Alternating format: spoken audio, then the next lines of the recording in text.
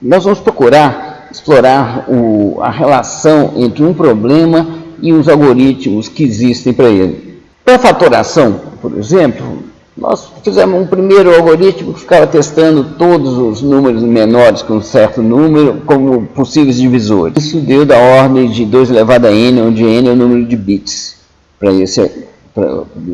Reparando no problema de encontrar os divisores, nós pensamos um pouco aqui, vendo assim, ó, se não tiver nenhum divisor até a raiz do número, não terá depois da raiz, porque a cada divisor corresponde a um par. Se tiver um divisor maior do que a raiz, deveria corresponder um outro menor do que a raiz, e, portanto, se não tem nenhum menor que a raiz, não terá maior que a raiz também. Tá bom?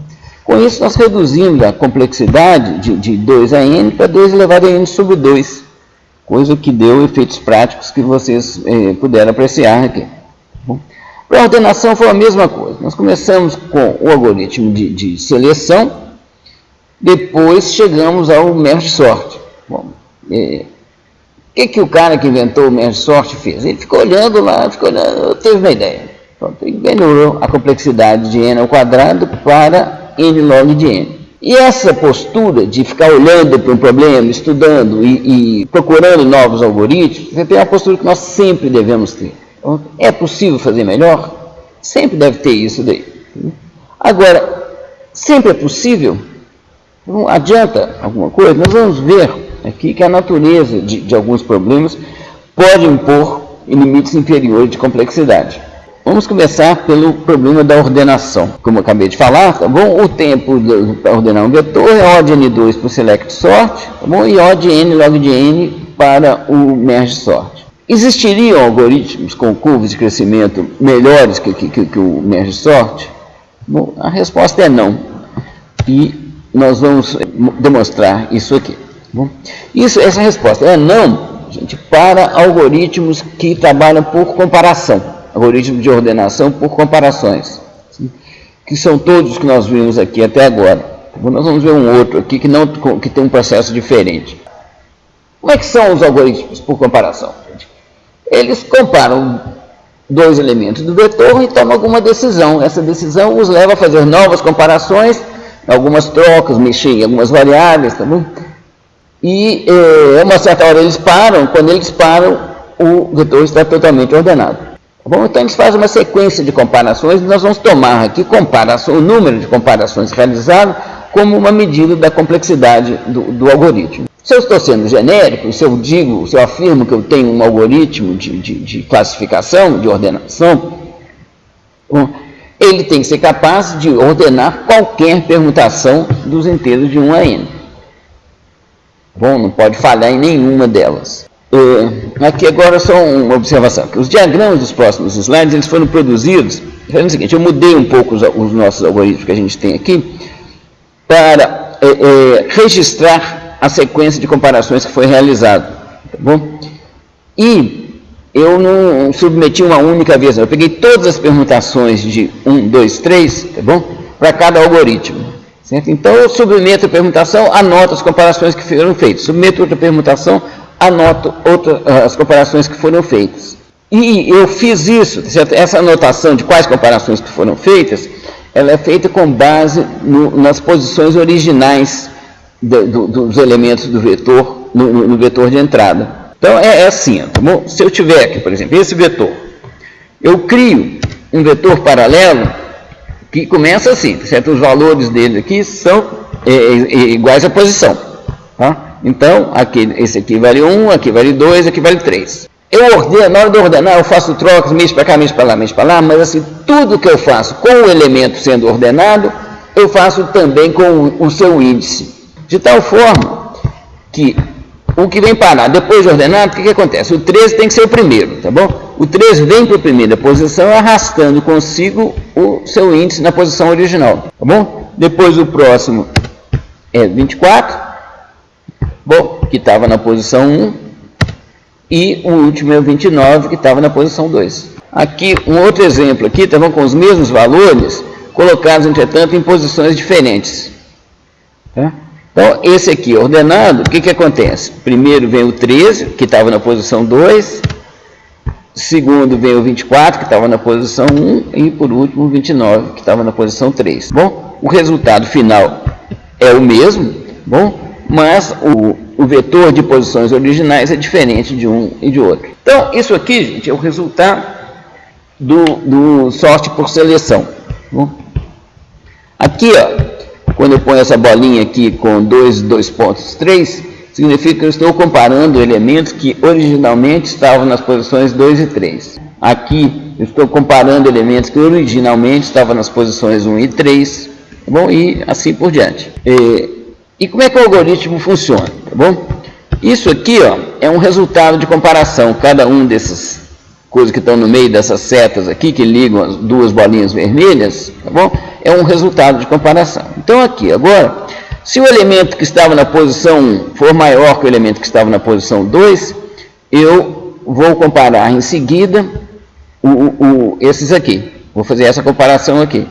Bom, conforme o resultado, eu vou seguir esse caminho ou este caminho. Então, se eu comparei o 1 com o 2, o 1 foi maior que o 2. Se eu comparei o 2 com o 3, o 2 foi maior que o 3, eu comparo depois o 2 com o 1, certo? E se o 2 for menor que o 1, eu concluo que a permutação original é essa daqui, 3, 2, 1. Ok? Isso aqui são as posições, tá bom? No vetor original. E isso poderia ter seguido qualquer um desses caminhos, por exemplo. Eu poderia, se 1 fosse menor que o 2, eu comparo 1 com 3, venho para cá, comparo 2 com 3, e nesse caso aqui, eu venho para cá. Certo? Eu chego a essa conclusão aqui, que a ordenação é essa. Bom, esses aqui, então, são todas as possibilidades, certo? Para as posições originais no vetor de entrada. Repare que eu tenho 3 elementos no meu vetor de entrada.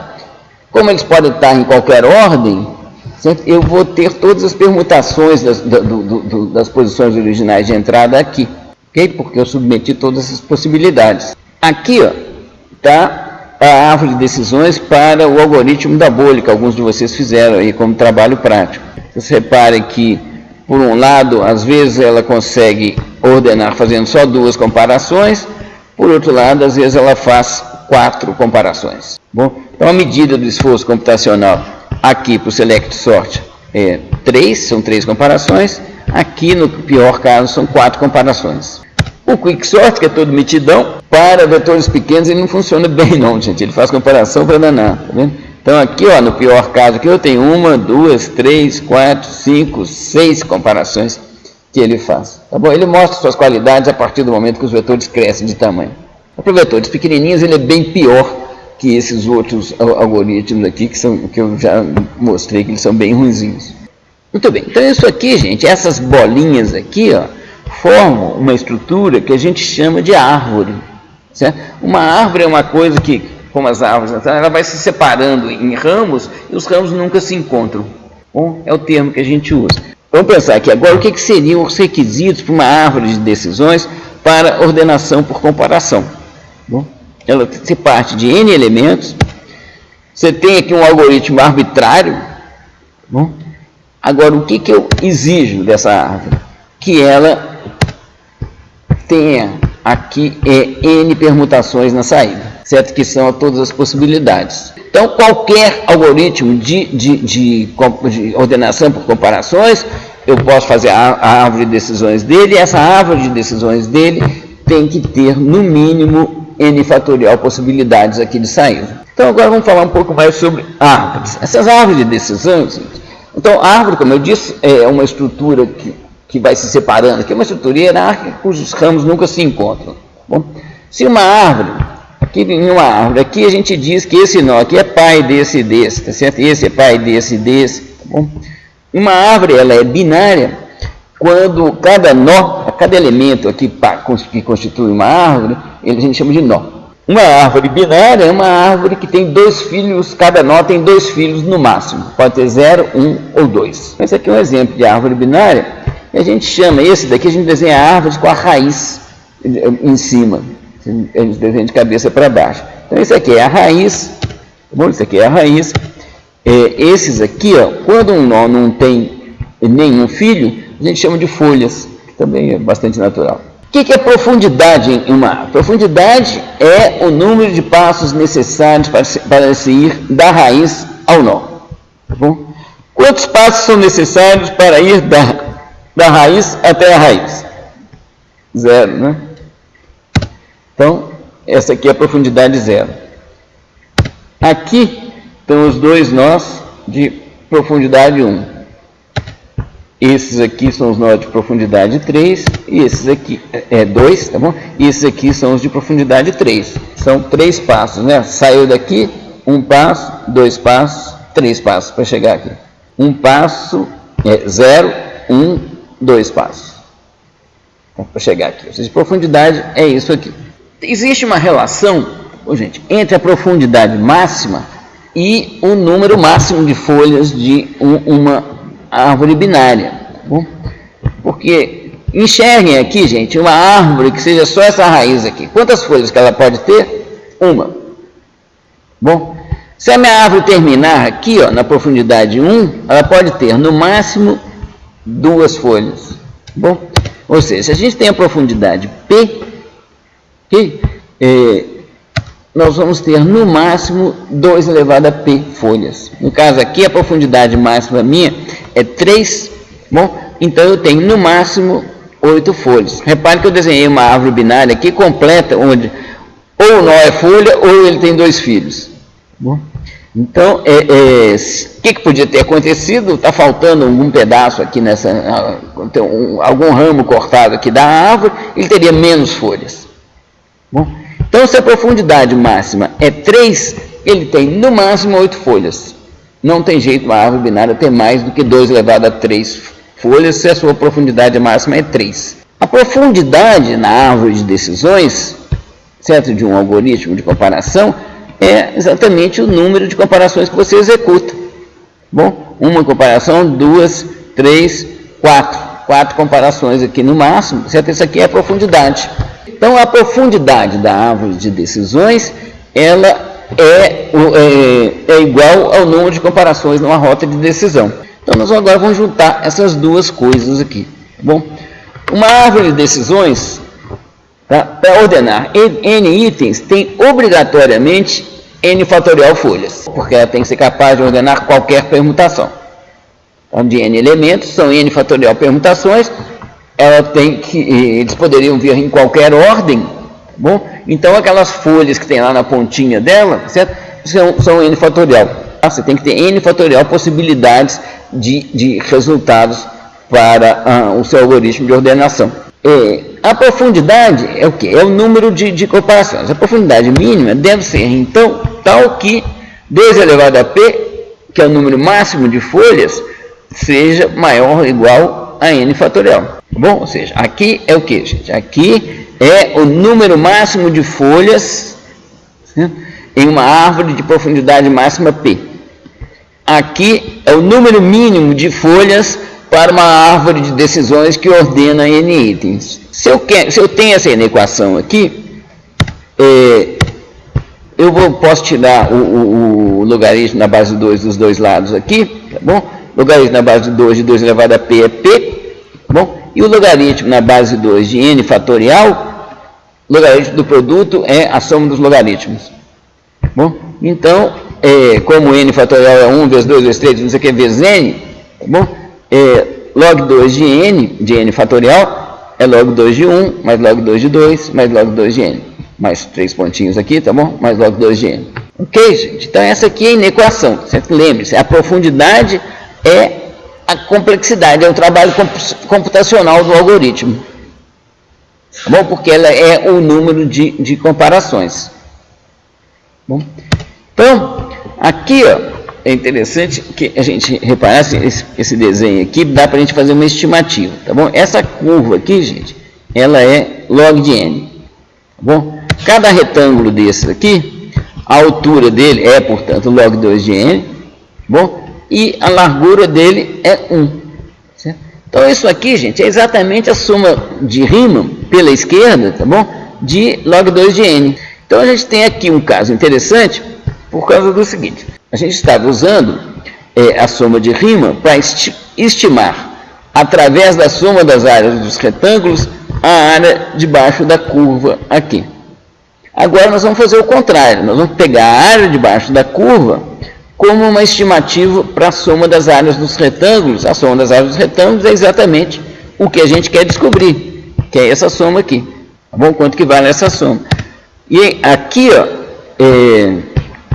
o que acontece? Log 2 de n é uma função para a qual a gente olha em diversas tabelas, e existe, é conhecida a integral indefinida. Portanto, eu sei calcular exatamente a área debaixo dessa curva aqui, debaixo da curva, o que é uma aproximação para a área coberta pelos retângulos, que é o que eu quero saber. Bom, então, a profundidade mínima P da árvore pode ser estimada por P, tem que ser maior ou igual a somatória de 1 até n de log 2 de I, que é aproximadamente igual, tá bom? Aqui é a soma dos retângulos, das áreas dos retângulos. Aqui é a área debaixo da curva, de log 2, tá bom? E esse daqui eu sei calcular, esse daqui é exatamente isso que está aqui, ó. Bom, se olharem lá na tabela e fizerem as continhas, bom, essa integral aqui, o valor dela é isso aqui. Então, P tem que ser maior ou igual a isso daqui. Bom, e P é a complexidade mínima, é a profundidade mínima, e a profundidade não é o número de comparações, e o número de comparações não é a medida da complexidade. Tá bom? Então, aqui, ó, quando n cresce, certo? Esse termo aqui cresce muito mais do que esse daqui. Então, a gente, para termos de ordem de grandeza, a gente despreza esse outro termo aqui. Tá bom? Então, com isso, a gente conclui que a complexidade mínima para qualquer algoritmo de ordenação por comparações é n log de n. Então, o merge sort ele atinge esse limite. É possível encontrar algoritmo por comparações melhor que o merge sort? É sim. Tá bom? Mas com complexidade melhor que n log de n, não tem.